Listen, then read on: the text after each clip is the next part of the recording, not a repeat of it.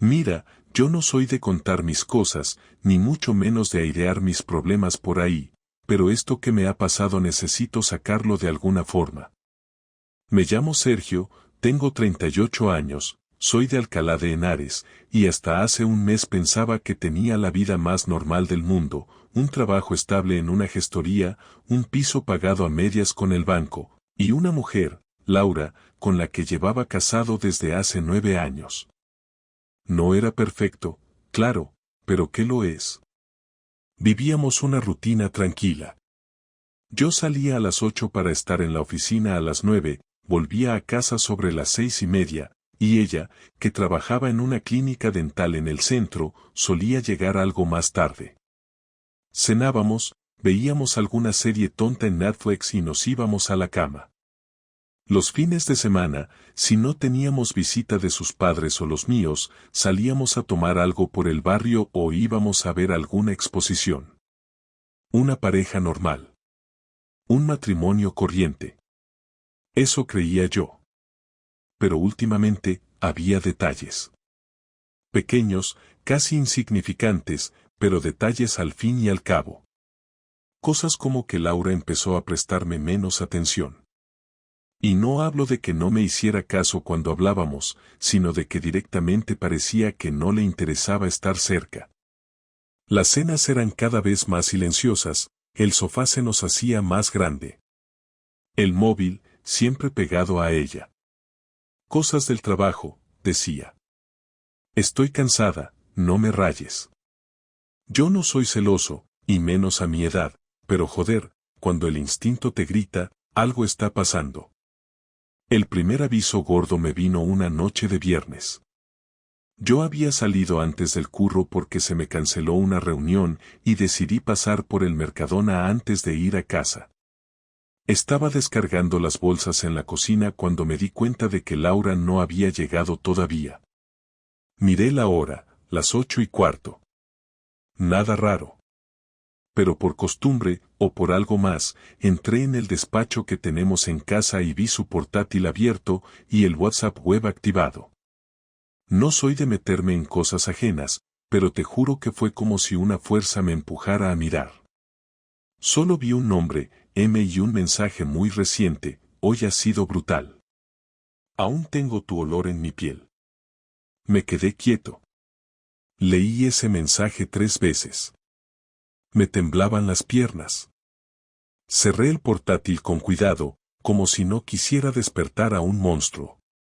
Me fui al salón, me senté en el sofá con la bolsa de verduras entre las piernas, y me quedé allí, mirando al suelo como un gilipollas. No dije nada esa noche. Ni la siguiente. Lo sé, debería haberlo soltado en el momento, pero algo en mí se rompió. O quizá no se rompió, simplemente empezó a prepararse para lo que venía. Los días siguientes fueron raros. Yo fingía que todo iba bien. Hacía chistes en la cena, le preguntaba cómo le había ido el día, y ella respondía como siempre, aunque cada vez más seca, más ausente. Me sentía como si estuviera viviendo en una película, viendo desde fuera cómo se iba desmoronando mi vida sin poder hacer nada.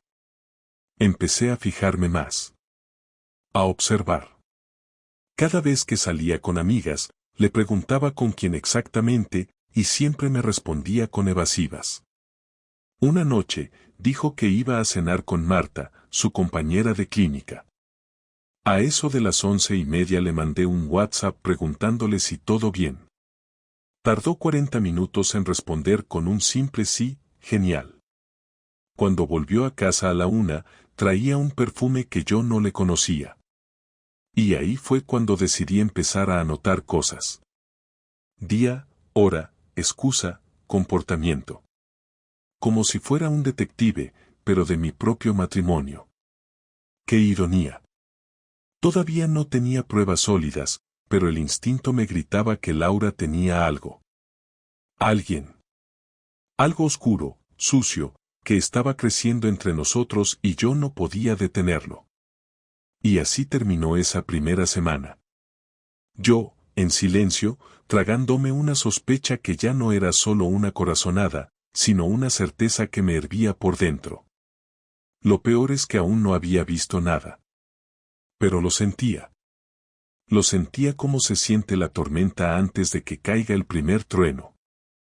Esto pasó exactamente hace 22 días, un jueves por la tarde. Llovía como pocas veces en Madrid, y me había pedido el día libre porque tenía que acompañar a mi madre a una revisión médica.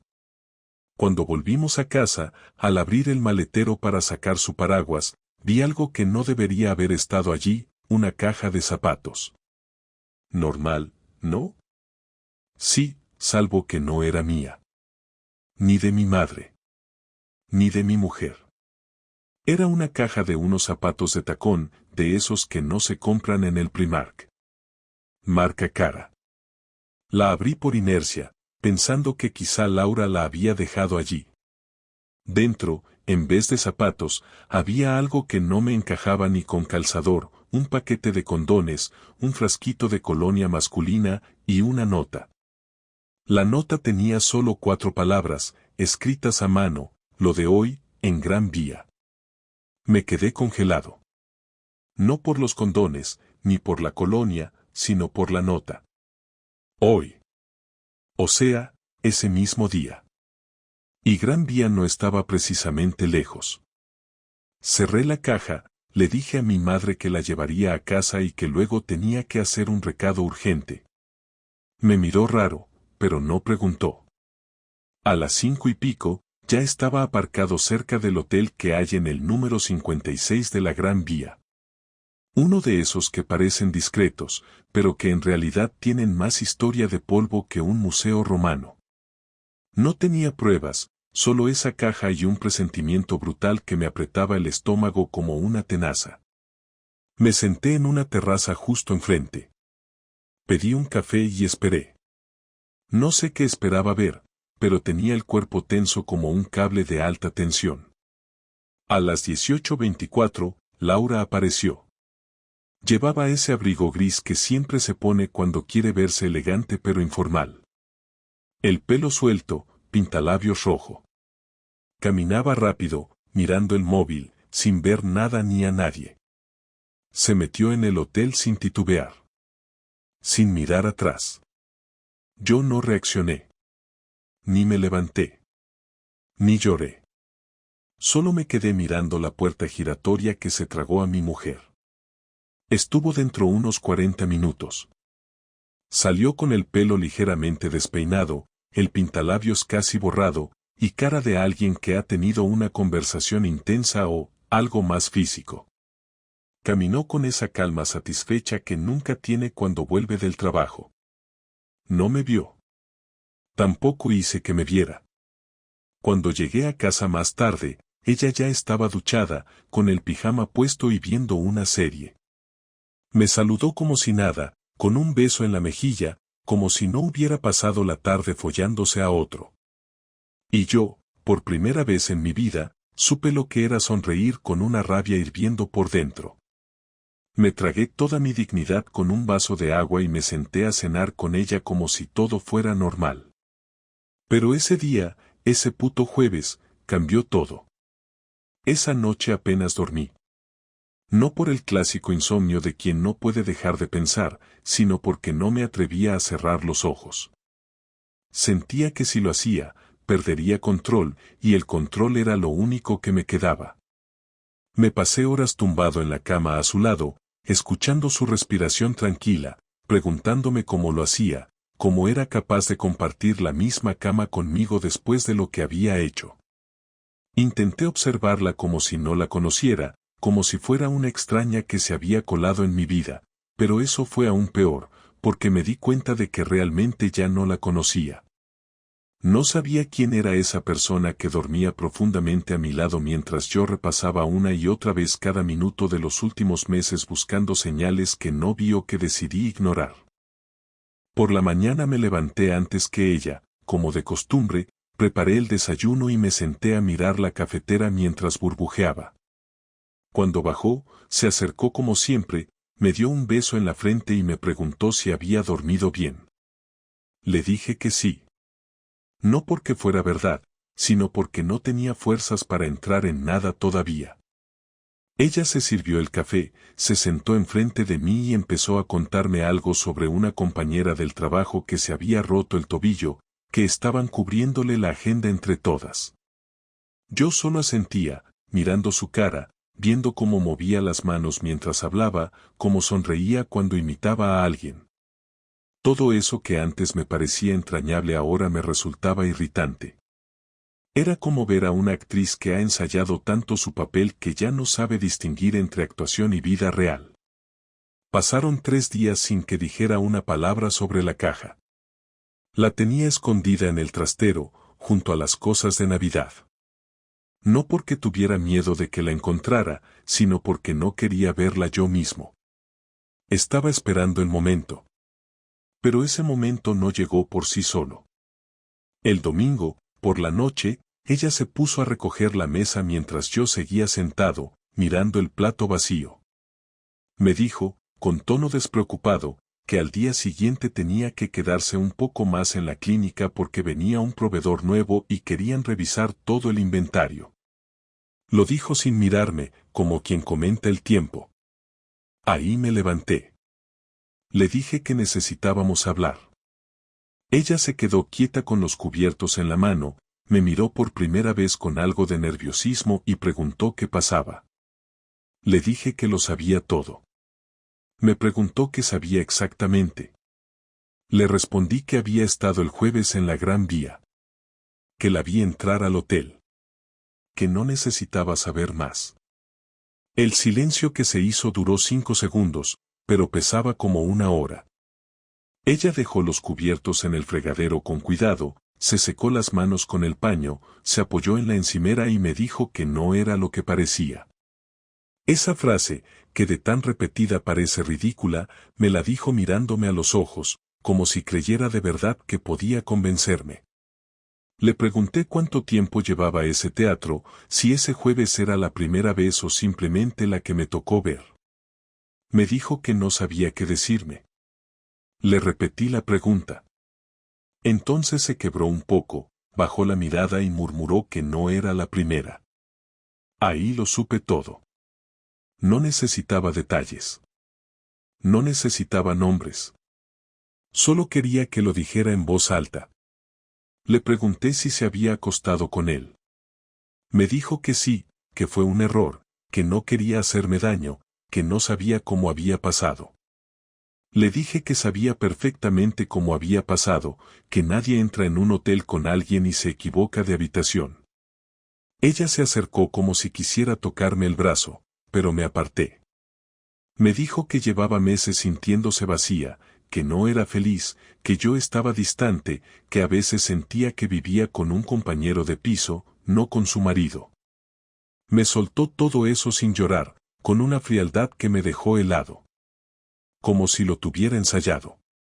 Como si llevara meses preparando ese discurso por si algún día la pillaban. Le pregunté si pensaba seguir viéndolo. No me respondió. Se limitó a decir que necesitaba tiempo para aclararse. Le dije que lo tenía, que podía empezar esa misma noche, que se fuera, que no quería dormir bajo el mismo techo con ella. Me miró como si no esperara que tuviera una reacción tan clara. Intentó decir algo más, pero le pedí que se callara.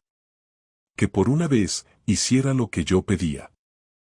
Cogió unas cosas, un bolso, unas mudas, y se fue a casa de su hermana. No sé qué le dijo, ni me importa. Esa noche cené solo por primera vez en muchos años. Puse las sobras en un plato, me senté en silencio frente al televisor apagado y masticaba sin ganas, no porque no tuviera hambre, sino porque nada tenía sabor. Después me fui al trastero, saqué la caja, la dejé en medio del salón y me senté frente a ella. Estuve casi 1 hora mirándola. Luego la abrí, saqué el contenido y lo dejé sobre la mesa del comedor. Volví a leer la nota. Lo de hoy, en Gran Vía. 4 palabras que habían volado por los aires 9 años de matrimonio. Al día siguiente fui al trabajo como si nada. Saludé a todos, atendí a clientes, revisé papeles. Pero dentro tenía un torbellino que no sabía cómo contener. Nadie notó nada. Quizá porque lo que me pasaba ya no se ve por fuera. Se nota solo en pequeños gestos. En cómo evitas hablar de tu mujer. En cómo no contestas cuando te preguntan qué tal el fin de semana. Me pasé el día con la cabeza medio ausente, organizando mentalmente los pasos que tenía que dar. Porque esto no iba a quedar así. Ahora sabía que había sido traicionado. No una vez. No por impulso. Por costumbre. Y esa costumbre iba a tener consecuencias. No iba a quedarme quieto. No iba a ser uno de esos tipos que finge que no ha pasado nada y vuelve con la cabeza gacha. Lo que venía ahora no era perdón. Era ajuste de cuentas. La primera decisión fue no decírselo a nadie. No porque quisiera protegerla, ni por vergüenza, sino porque necesitaba tiempo. Quería pensar con claridad, sin opiniones, sin consejos de cuñado ni frases vacías de gente que ni siquiera sabía cómo era realmente nuestra vida. Me limité a vivir el día a día como si no hubiera pasado nada, pero por dentro ya estaba diseñando lo que venía después. No se trataba solo de venganza por lo que había hecho, sino de recuperar el control de mi vida, de no dejar que su traición marcara la última palabra de nuestra historia. Quería que entendiera el precio de su mentira, que no podía irse con la suya después de haber destrozado todo lo que habíamos construido. El primer paso fue ir al banco y revisar cada cuenta conjunta. Afortunadamente, yo tenía control sobre la mayoría de los accesos porque era el que se encargaba de las finanzas domésticas. Durante 2 días estudié los movimientos de los últimos meses y como era de esperarse, encontré varios cargos que no coincidían con lo que ella me había dicho que gastaba. Restaurantes que no eran parte de nuestros planes, compras en tiendas que nunca mencionaba, pagos en efectivo en días donde supuestamente salía con sus amigas. No necesitaba detectives ni aplicaciones de espionaje, solo tiempo y paciencia para atar cabos. Luego fui al trabajo y hablé con el informático.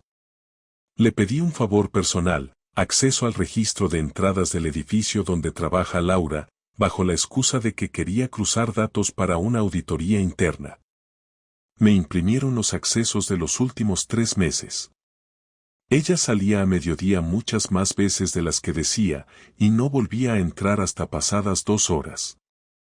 La mayoría de esas salidas coincidían con días en los que yo tenía reuniones fuera de la ciudad o estaba ocupado hasta tarde. La perfección de su rutina escondía precisamente lo que quería ocultar, que su mundo ya no giraba alrededor de nuestra casa. Con la información lista, decidí que lo siguiente era devolverle la jugada sin perder la compostura. Contacté con el casero del piso donde vivíamos y le comuniqué que me iría del lugar en 30 días. Como el contrato estaba a mi nombre, no necesitaba su autorización. Reservé un apartamento en otra zona de Madrid, más pequeño, pero suficiente para mí solo. Cambié mi nómina para que llegara a una nueva cuenta bancaria, únicamente a mi nombre. Cerré la cuenta conjunta y transferí mi parte, dejando solo lo justo para no levantar sospechas inmediatas. Todo esto lo hice en silencio, sin cambiar un solo gesto de mi cara, sin dejar que se notara una fisura en mi rutina. Luego imprimí todo, las facturas, los registros de entradas y salidas del trabajo, las fotos de los cargos bancarios. Lo organicé en una carpeta con fechas, descripciones y documentos que explicaban cada punto. No porque tuviera que mostrárselo a nadie, sino porque quería tenerlo listo para el momento exacto. La oportunidad llegó una semana después, cuando me llamó para pedirme que habláramos. Acepté sin dudar. Quedamos en casa un jueves por la tarde. Llegó arreglada, pero sin el gesto arrogante de otras veces. Traía una expresión neutra, como si hubiera estado ensayando lo que iba a decir. Se sentó al otro lado del sofá y empezó con lo de siempre, que necesitaba entenderse a sí misma, que no había querido hacerme daño, que se sentía confundida, que no sabía si quería seguir en el matrimonio o no. Yo la escuché sin interrumpirla, sin moverme, sin responder ni una sola vez. Cuando terminó, me preguntó si tenía algo que decir. Le dije que sí.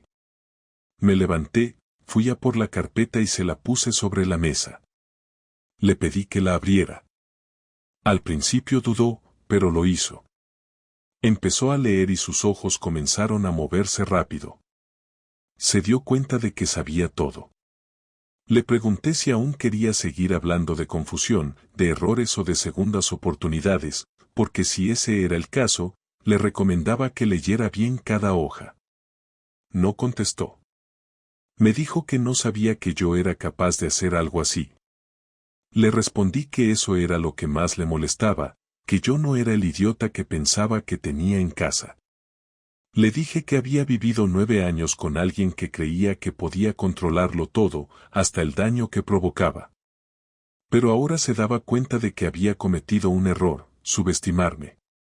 Le informé que había encontrado un nuevo lugar para vivir, que el contrato de alquiler de nuestra casa expiraba en un mes, que no tenía intención de quedarme y que tampoco pensaba renovarlo.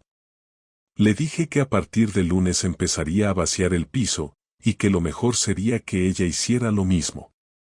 Le aclaré que no le debía nada, que no iba a pelear por el sofá ni por los cuadros del salón, que podía quedarse con todo si así lo quería, porque lo único que me importaba recuperar era mi vida. Le pedí también que no me escribiera más, que no me llamara, que no intentara reconstruir nada. Me dijo que eso era muy frío.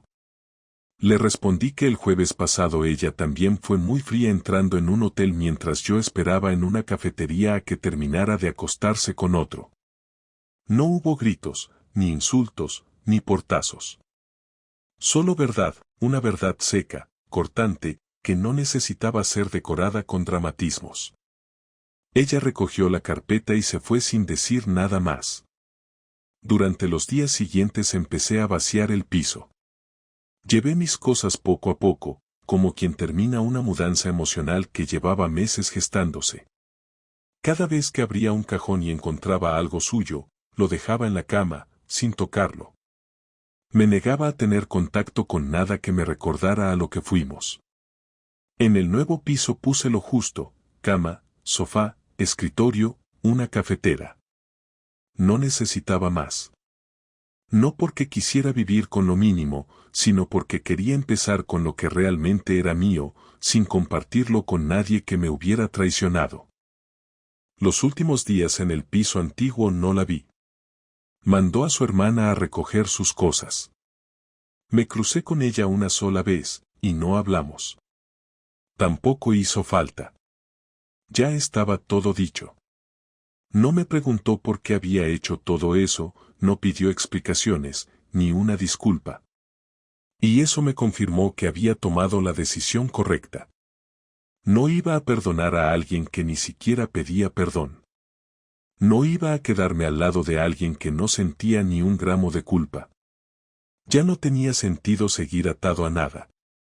Lo último que hice antes de entregar las llaves fue dejarle un sobre encima de la mesa del salón. No tenía ni una palabra escrita.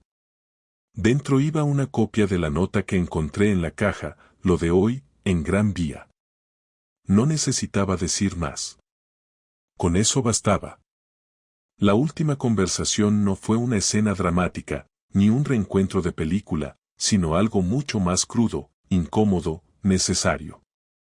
Ella me escribió un mensaje breve después de varios días de silencio, diciendo que necesitaba hablar, que no podía quedarse con la forma en la que habíamos terminado. Me pidió solo unos minutos, cara a cara, sin gritos ni reproches. No tenía interés en escuchar excusas, pero sí sentía que quedaba algo pendiente, no por nostalgia, sino por cerrar del todo. Le propuse que quedáramos en una cafetería del barrio, un sitio neutral, sin historia ni recuerdos, donde ni ella ni yo tuviéramos nada que defender. Llegó puntual, se sentó frente a mí y pidió un café solo. La miré, esperando que empezara ella, y lo hizo casi con la voz apagada, como si cada palabra le costara más de lo que estaba dispuesta a mostrar. Me dijo que no sabía por qué había hecho todo lo que hizo, que llevaba tiempo sintiéndose atrapada, pero que no lo justificaba. Admitió que su forma de escapar fue cobarde, que lo que empezó como una distracción se convirtió en una costumbre que ya no controlaba. Me dijo que no pensaba que yo llegaría a enterarme, que en algún lugar de su cabeza creía que podía manejarlo sin que me tocara. Me quedé mirándola en silencio, dejando que hablara, que sacara todo lo que creyera importante, pero también sabiendo que ninguna de esas palabras iba a cambiar nada. Le pregunté si alguna vez pensó en decírmelo antes de que yo lo descubriera. Tardó en responder. Me dijo que lo había considerado, pero que cada vez que pensaba en hacerlo, la idea de perder la estabilidad que teníamos la paralizaba. Le respondí que eso no era estabilidad, que lo nuestro era una rutina basada en su mentira, y que si no hubiera encontrado esa caja en el coche, probablemente seguiría haciéndolo como si nada. Ella no me llevó la contraria. Bajó la mirada, respiró hondo y me dijo que tenía razón. Luego me preguntó cómo me sentía, como si esperara que le dijera que aún la quería, que me dolía todo pero que podíamos intentarlo. Le respondí que no sentía nada por ella, ni odio ni amor, solo una especie de desconexión total, como si todo lo que habíamos vivido fuera otra vida que ya no me pertenecía. Le dije que no quería seguir sabiendo de su vida, que no necesitaba actualizaciones sobre su trabajo, su familia o sus decisiones. Le expliqué que prefería que no me buscara más, no por orgullo, sino porque ya no tenía sentido mantener ningún tipo de vínculo. Ella asintió, sin discutirlo, aceptando que era el final real. Luego me preguntó si había alguien más, si pensaba rehacer mi vida con otra persona. Me reí un poco, no porque la pregunta me hiciera gracia, sino por lo absurdo que resultaba pensar en un nuevo comienzo cuando aún estaba procesando el final. Le dije que no, que ahora mismo lo único que quería era estar solo, entender cómo había permitido que alguien me faltara al respeto durante tanto tiempo sin darme cuenta. Me respondió que entendía lo que decía, que si estuviera en mi lugar, probablemente pensaría igual. Pasaron unos segundos de silencio incómodo, hasta que ella dijo algo que me descolocó por completo. Me confesó que la persona con la que me engañó no sabía que estaba casada, que durante mucho tiempo le ocultó mi existencia. Según ella, lo conoció en una reunión profesional y comenzó todo como una amistad ocasional, que luego fue creciendo de forma descontrolada. Me dijo que nunca le contó la verdad hasta que yo lo descubrí todo. Le pregunté si eso lo hacía sentir mejor. Me dijo que no, que lo compartía solo porque pensaba que debía saberlo, aunque ya no tuviera importancia. Le respondí que lo único que había conseguido con eso era dejar claro que no solo me traicionó a mí, sino también a él, que usó a las personas como si fueran comodines para rellenar el vacío que ella misma no sabía cómo manejar. Me pidió perdón, por última vez, con una voz tan apagada que parecía más una formalidad que un arrepentimiento real. Le pregunté si era feliz. Tardó más de lo que esperaba en responder.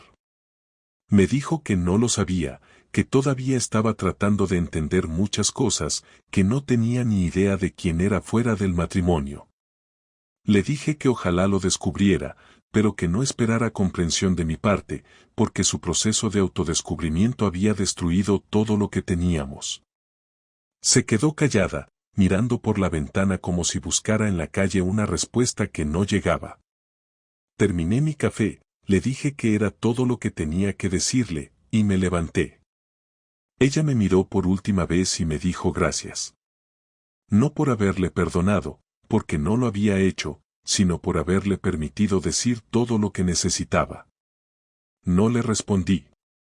Me fui caminando por la calle sin mirar atrás, sintiendo que por fin había cerrado una puerta que llevaba demasiado tiempo entreabierta. Volví a casa, abrí el portátil y empecé a escribir una lista de cosas que quería hacer ahora que estaba solo. No eran cosas grandiosas ni espectaculares. Quería cambiar de gimnasio, apuntarme a un curso de cocina, volver a tocar la guitarra que tenía guardada en el armario desde hacía años. Nada de eso tenía que ver con ella. Todo era para mí. Por primera vez en mucho tiempo, no sentía la necesidad de compartir mis decisiones con nadie. Era una sensación rara, pero liberadora. Sentía que poco a poco, sin dramatismos ni discursos, estaba volviendo a ser dueño de mis propios días. Y eso, después de todo, era lo único que me importaba recuperar. Después de aquella última conversación con Laura, la vida entró en una fase en la que todo parecía estar en pausa, pero al mismo tiempo se movía rápido. No hubo despedidas largas, ni mensajes posteriores, ni intentos de arreglar nada. Cada uno se fue por su lado y la ruptura fue tan limpia como podía ser una ruptura después de una traición así. Durante los primeros días me dediqué a ordenar el nuevo piso, a montar muebles, a hacer cosas simples como poner estanterías o organizar los armarios. No porque fueran urgentes, sino porque necesitaba tener el control de algo tangible. La cabeza todavía funcionaba como un archivo de escenas repetidas y preguntas sin respuesta, pero el cuerpo ya no temblaba y eso era un avance. En el trabajo no cambié nada, seguí con mi rutina, pero ahora con una concentración más firme. Empecé a quedarme más horas, no por necesidad, sino porque me daba calma tener algo concreto entre las manos, algo que podía terminar y dar por cerrado, a diferencia de todo lo que había pasado con Laura.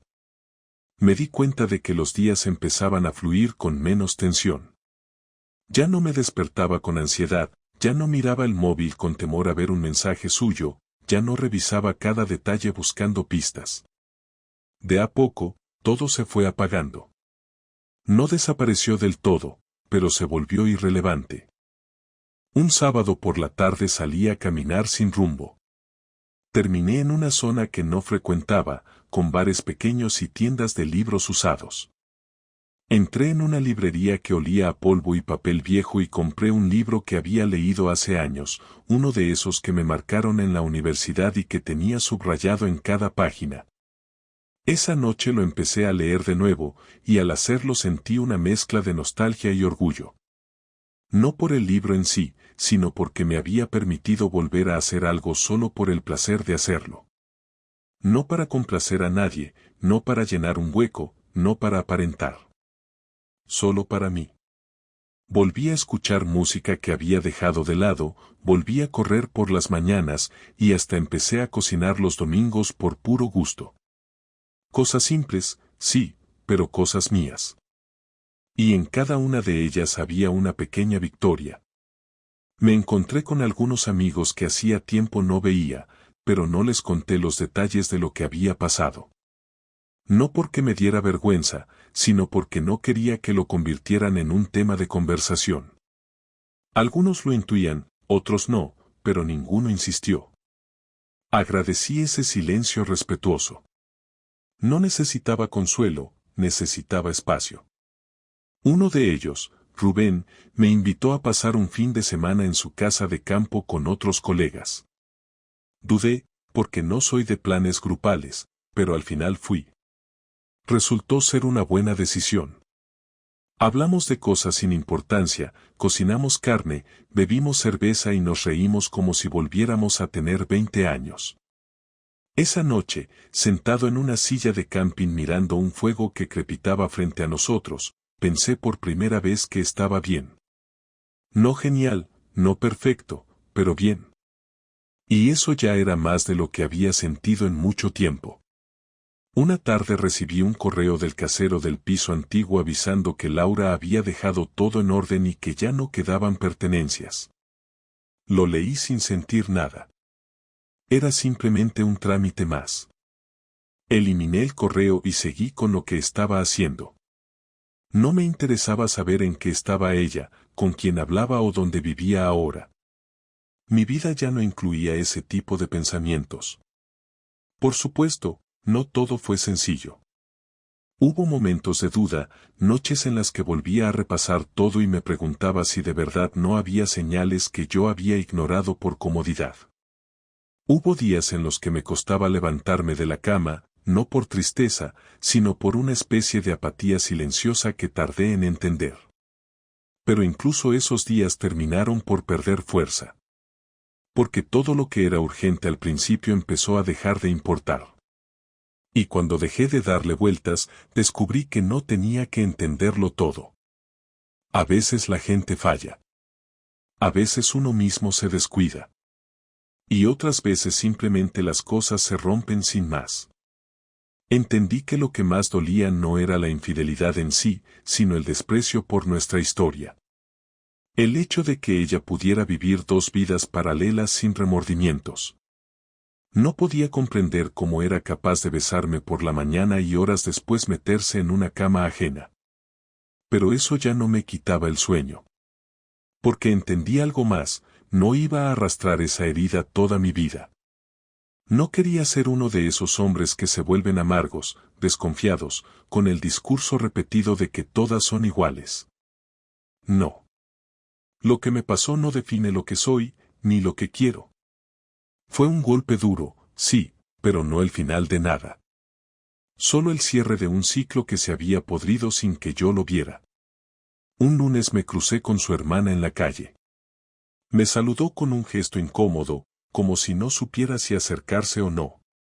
Fui yo quien la saludó primero. Me preguntó si estaba bien.